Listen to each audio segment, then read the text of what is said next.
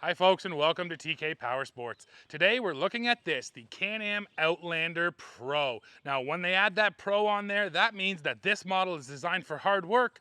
So that's exactly what we're gonna do. We're gonna load it up with the trailer, we're gonna strap some stuff to the racks, and we're gonna see how it handles fully loaded.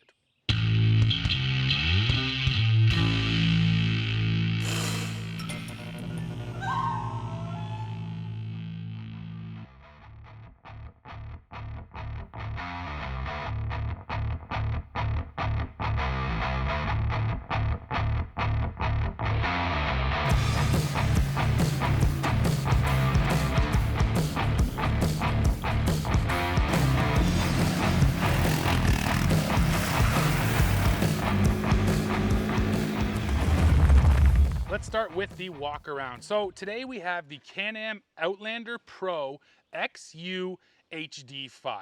Now HD5 means that this is the basic powertrain. They call it a 500, but it's actually 650 cc's and it's just a single cylinder engine. Now in this application, it makes 40 horsepower and 37 pound-feet of torque. If you step up to the HD7, well then they call it a 700, but it's actually still the same 650. It gets a performance camshaft and an ECU tune, and then the horsepower jumps up to 50. So if you wanted 50, you can get it, but this is just the base model. And it's actually what I asked for when Can-Am said, hey, what kind of machine would you like to test? I said, I want that base Pro model, because if you're looking to do hard work, this is what you're gonna use. So I mentioned it off the top, but we're gonna load this thing up. I'm really curious to see how it handles max capacity. And one of the reasons why I'm curious is because this machine gets the same tow rating and the same rack ratings as the other Outlanders in the lineup. So when you go for the Pro, there's no advantage on paper compared to the other machines. And I just so happen to also have an XT700 here. So I'm actually gonna tow the trailer with both machines, and we'll see if the Pro actually does better in the real world, because on the spec sheet, yeah, like I said, they're all the same numbers. So now, like I mentioned, the walk around, let's do it. We'll start up front. Because this is the XU model, we have a couple of additions. This is the new rack system for the Outlander, and you get this built-in storage compartment. It even has a little hood prop there. I think this is really smart. You usually have loose things that you're driving around with, tools, whatever it may be, you can toss them in there, and you can install Link accessories in here. And for the first time, you can have a fuel caddy straight from Can-Am, and the reason why it's the first time is because when the caddy's in here, it sits flush, so this rack is above it. If you were to roll over, that wouldn't be a safety issue, and because the way this is designed, Can-Am can do that now. They weren't able to do that before. So as we roll back, we get to sort of the cockpit area. This is also fully redesigned. Lots of leg room is what I notice on this machine. I like that. There's a new speed limiter system.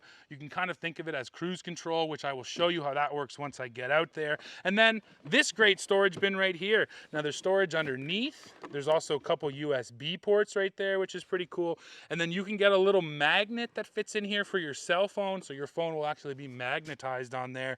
Another important feature when you're bouncing down the trail. Finally, we get to the back. Now, fitted to our model is this accessory rear rack, but again, a really smart thing just for tossing things in, like my axe here, and you don't have to worry about it. You don't have to bring straps with you every time you ride on your ATV. Finally, at the very rear end, another nice steel bumper right here, part of the XU package, and a full 2-inch hitch receiver, which I always think is important because I already have a bunch of hitches for my pickup trucks, so why not just grab one of those and throw it in the ATV. A couple other important numbers I'll throw your way. The estimated dry weight on this unit is 800 pounds. The wheelbase is 53 inches, and the ground clearance comes in at 13 inches total. Front suspension travel equals 9.75 inches, while in the back you're getting 10.25 inches of suspension travel. Finally, the fuel capacity on this unit, 5.1 gallons, which is 19.5 liters.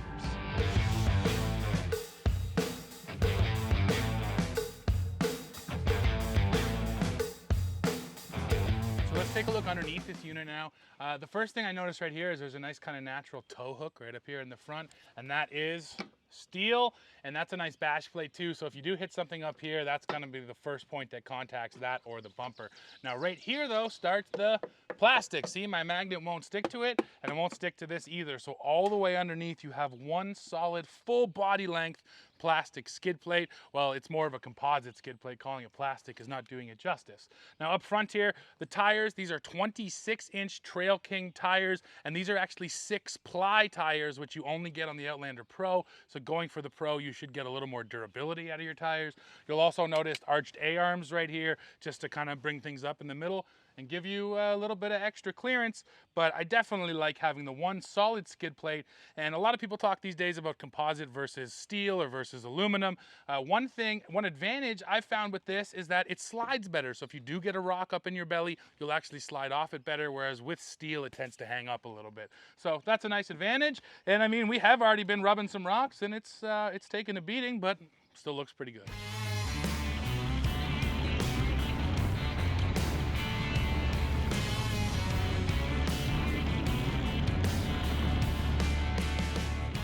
Well, now it's time to get to work, and the first thing I wanted to point out is I'm back here picking up all these lengths of wood. When we cleared this trail earlier this year, actually we widened the trail. We tried to keep some of the better wood for firewood, stuff like that. But the point I want to show you guys is, I mean, look at this stuff. It's not really easily accessible. I'm on this muddy trail full of rocks, and even if I had a side-by-side with a trailer, it'd be a lot bigger, it'd be a lot tougher to back in here. ATVs are just, they're the right size for getting into these tight places on weird, uneven terrain. I was able to back my trailer right in, and now I can start loading up these logs.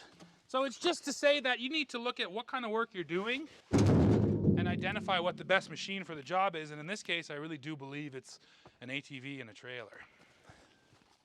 So max towing on this thing, 1,830 pounds. I'm gonna load as much wood as I can. I'm not sure I'm gonna get 1,800 pounds in the trailer today, but we're gonna do our best to load it with as much as we got.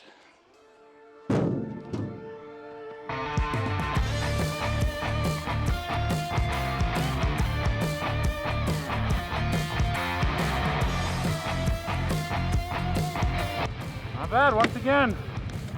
ATV maneuverability. Gotta love that.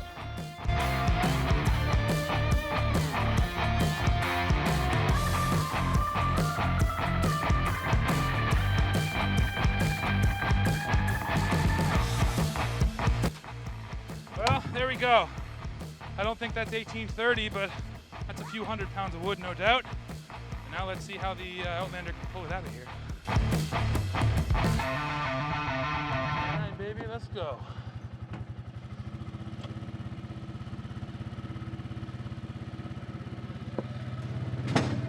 No! Well, that's not supposed to happen.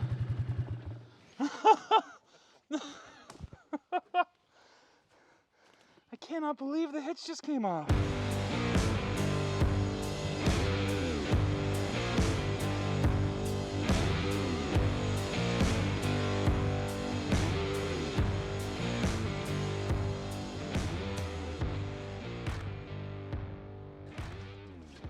There we go. All right, folks. So I think I said this, but this trailer is meant for a 1 7/8 inch ball, 7/8 inch ball, which is what I had. But I forgot that we've jammed it onto a 2-inch ball a couple of times, so that whole coupler is all bent out. And when I got in this weird articulation, that's why it popped off. So now I jammed it on a 2-inch ball.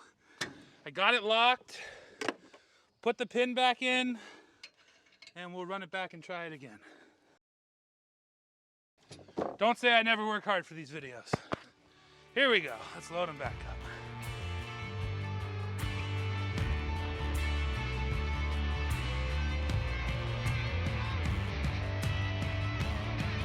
All right, come on, trailer.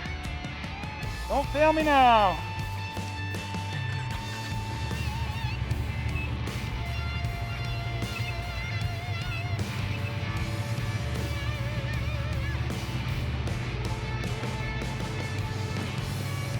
That's more like it. Oh, and I can feel it's loaded, but she's pulling.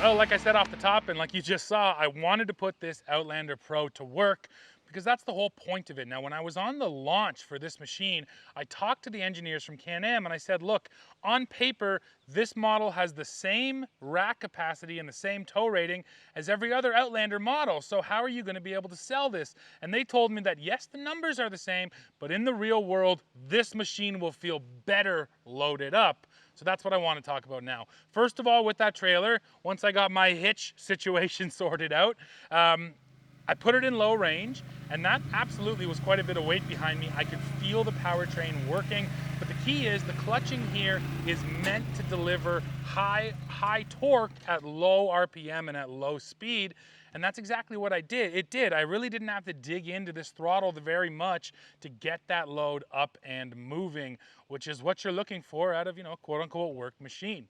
Now, I also wanted to load up the racks, so I came back here and I loaded up these massive rubber mats that we have. You can see it here. And the whole idea there is, once again, I want the racks loaded and the trailer. Now, when I went out with this Pro model, with all the weight on it, it felt good. The power was there, and more importantly, the stiffness from the suspension was there, so that it just never felt sketchy, it never felt squishy, it just felt confident. Now, I do have a comparison, which I think is most important. I also have an XT700 Outlander, so I took that machine and I loaded the identical trailer and the same rubber mats onto it, just to feel the difference, and the difference was pronounced. Now, on the XT700, I won't talk about power. It's a 700. It's got more power than this. Of course, that felt fine. But with the suspension, that thing has more travel and the suspension is softer. So essentially what I felt was coming around corners, going over bumps, the whole machine had this wishy-washy kind of feeling, which just isn't confidence inspiring at all. So I think the conclusion there is, did the other machine handle the weight? Yes, it did. But this machine felt better doing it, absolutely. And then the other thing I noticed, fully loaded at 10 kilometers an hour, this Pro was running at 3,200 RPM. The XT700 was running at 4,000 RPM. So again, this machine with that lower gearing is going to be able to just work a little bit less. And over the lifetime of a vehicle, well, I think that actually might add up. So the difference wasn't massive, but there was enough of a difference to say that the Pro absolutely in the real world, when fully loaded, does feel pretty confident and will feel more confident than other Outlanders in the lineup, despite the fact that the numbers are the same.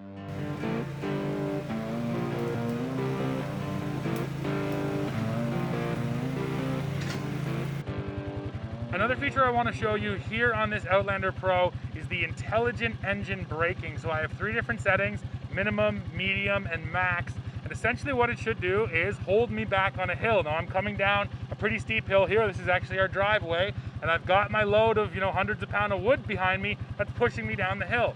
So I want to see the difference between minimum and max engine braking. So I hit the switch here on the back of the handlebar. I go over to IEB minimum.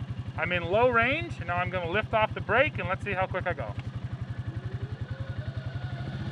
Oh, there's the engine braking. It's really apparent, even in minimum. This is showing 3 kilometers an hour right now, and actually even this is, pretty slow and really well controlled. Okay, so I'm going to stop her here, and now let's go over to IEB maximum, and I'll do the same thing. Let's see the difference. Lifting off. There's the engine braking. It's funny, it actually does kind of run away for a second, and then the engine braking kicks back in. And this is the steepest part of the hill here. And yeah, max is still holding me at 3 kilometers. Oh, that's 2 kilometers an hour. So it is definitely holding me pretty slow. That's nice to have this feature, not work the brakes whatsoever, and just allow the engine braking to slowly bring me down the hill. Good job, Outlander. So with the intelligent engine braking and combine that with the DPS modes, so you can set up your power steering from minimum to max, this thing has all of the features you're gonna want for working. I've been preferring the DPS on max with this machine because that just means it doesn't take a lot of effort to move the power steering. And once again, when you're loaded down, that is nice. Now there's 2 other systems that are also here that I want to talk about. First of all, the 4-wheel drive. We do have 2-wheel drive and then selectable front diff lock, and that's different on every Outlander. Again, for example, the yellow XT700 that we have, it has the Visco-Lock auto-locking front differential, although I think Can-Am decided for their work models, they want you, the driver, to be able to select it. So this one has a selectable front locker. I appreciate that.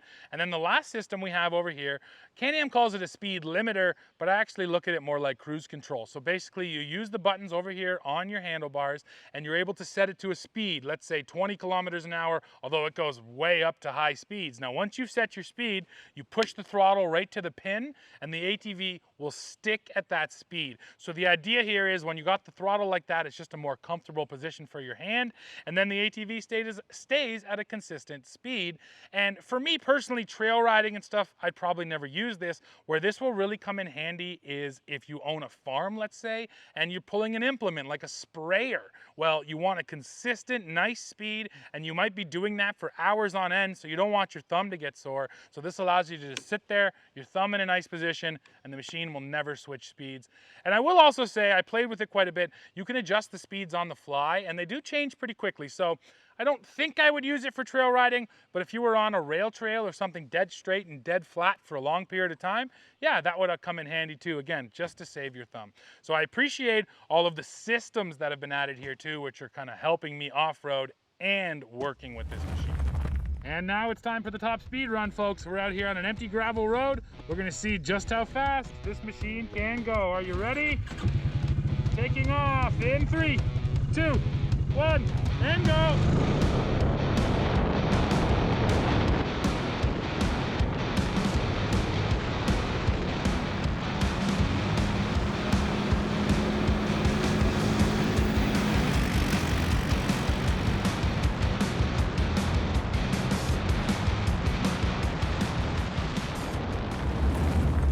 The last thing we need to discuss is how fun is the Outlander Pro? If you do buy this machine and then you want to go on a trail ride, will you be disappointed?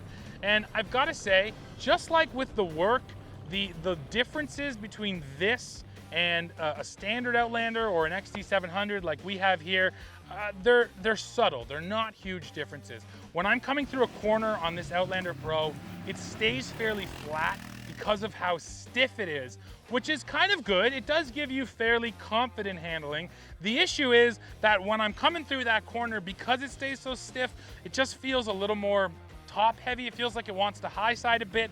And then if I am to kind of hit a rock mid corner, the whole machine has a tendency to kind of hop sideways, unlike the other machines, which will just sort of swallow those bumps up.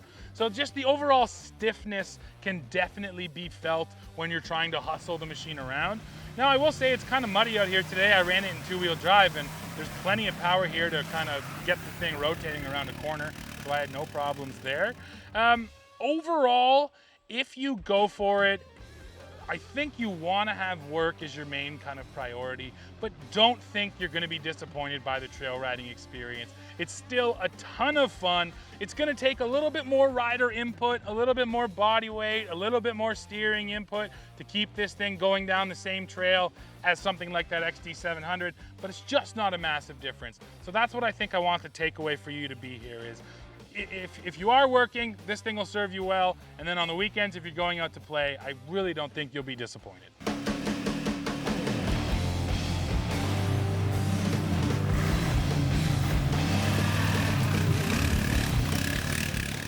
Well, folks, we are coming to the end of this one. Now, I have to, of course, leave you with the price. Right here in Canada, this unit is going to sell for $10,899, which seems like pretty good value to me.